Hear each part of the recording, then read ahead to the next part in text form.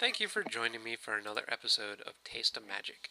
This episode, I'm going to be looking at some more preview cards for Return to Ravnica. The first ones I want to look at are a cycle of 5 cards. We only have 4 of them so far, but they are uncounterable rare cards.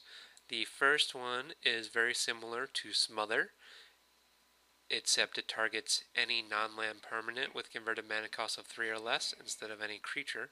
It can't be countered, and it destroys that permanent. Second one is similar to Cranial Extraction or Memoricide. Same converted mana cost. It is Slaughter Games, black and red. Can't be countered.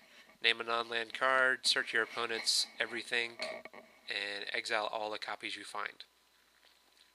Third one, Uncounterable Day of Judgment. It is white and blue. Same converted mana cost. Can't be countered. Destroy all creatures. Pretty cool. If you like that kind of thing. And the fourth one is completely original. It is the Luxodon Smiter. I talked about this art when we were doing the preview art, and I thought it might be a piece of equipment, but it turns out it's just an awesome Luxodon. He is 3 mana for a 4/4, so he's already good value there.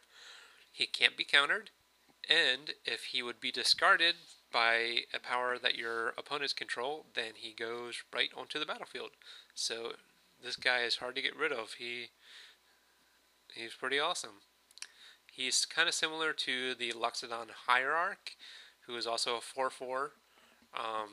These guys seem like they would work really well together, and so that's pretty cool for Selesnya. Another Selesnya card, a lot of people are talking about this one. It is the Dryad Militant. It is a 2/1 for 1 hybrid mana, and if an instant or sorcery would be put into a graveyard, you exile it instead. This is to really show those Snapcaster mages who's boss. But the other thing is you got to remember, it also affects you.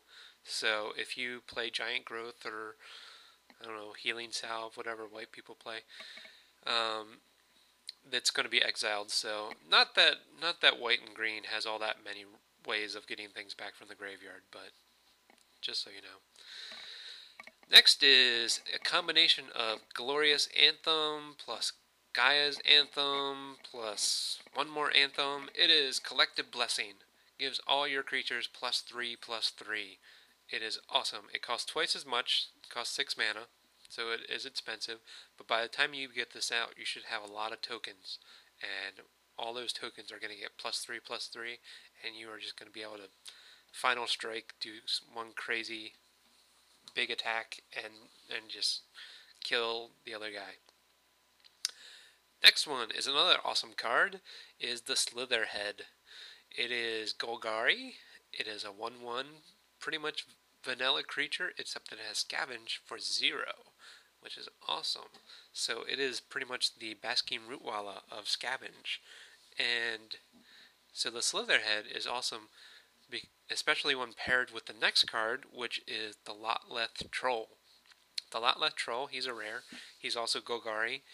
He has Trample, which is awesome. He's a 2/1. You can discard a card, a creature card, and put a +1/+1 counter on him.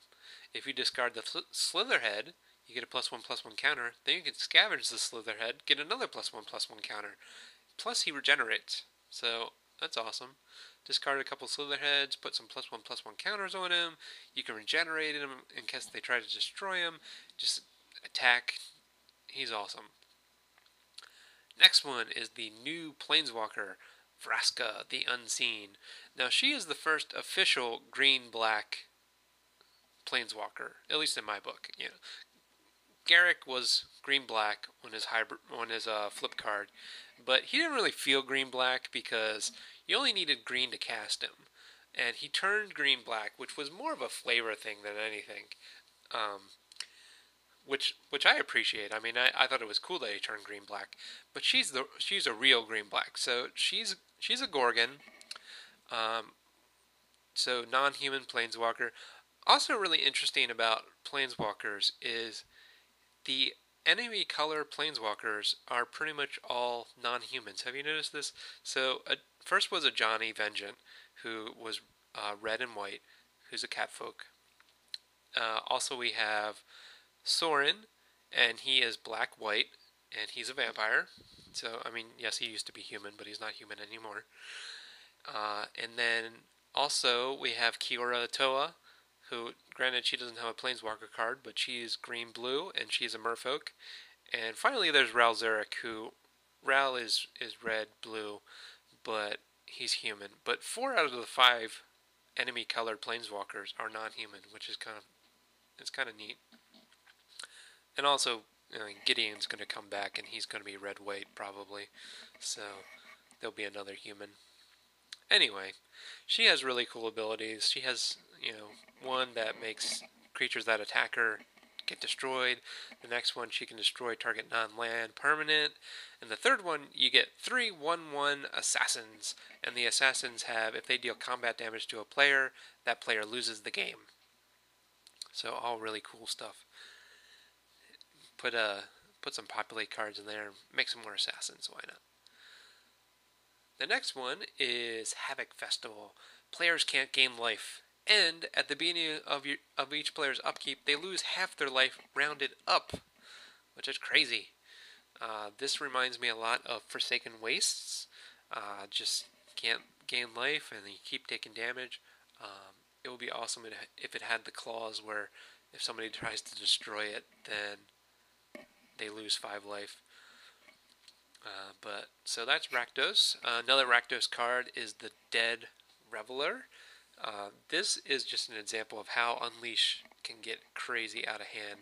It is 2 colorless and 1 black, so 3 converted mana cost for a 2/3.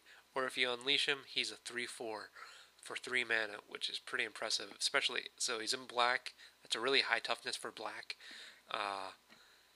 Rakdos is red and black, so they're the main guys who have all the creature removal.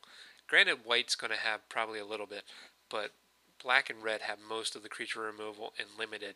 So if you're not playing Rakdos and you go up against someone with Rakdos, he starts unleashing some of his creatures. It's going to be hard to deal with because they are going to be much bigger than your creatures. And this guy he's going to be hard to kill.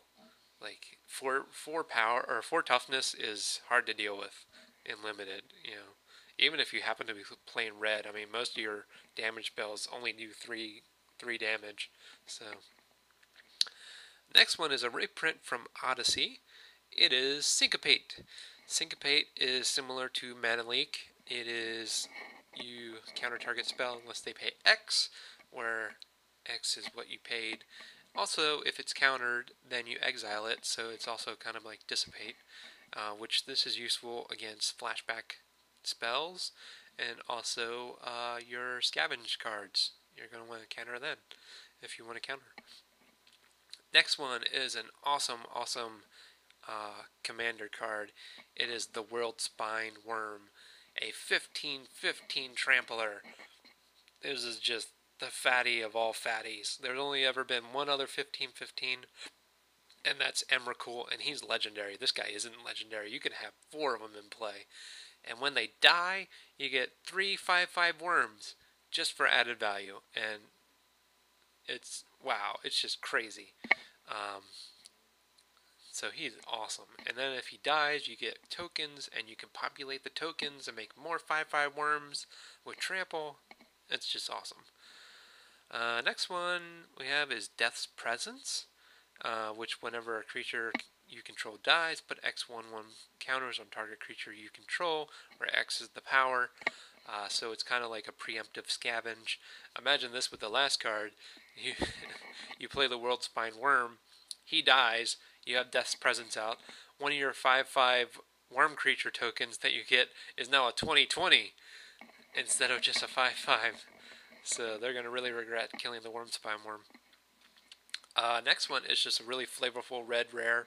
Some red rares, you really just do not want to open up in a booster draft, but at other times they're really fun. And this is one that you do not want to open if you're playing limited.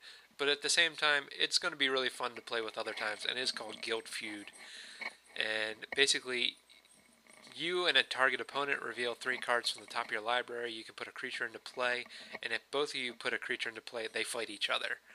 And so it's kind of neat. Like that's fun. You want to build a deck around it. It could be cool for EDH. It would be really cool for EDH because both of you are going to be playing big creatures. So that's fun.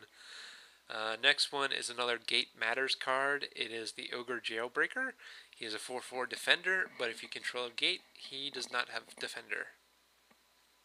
Or he can attack as if he didn't have defender. So that's cool. Finally, the last one I have is Azorius Justicar. He is a 2/2. When he comes into play, you can detain up to 2 target creatures an opponent controls.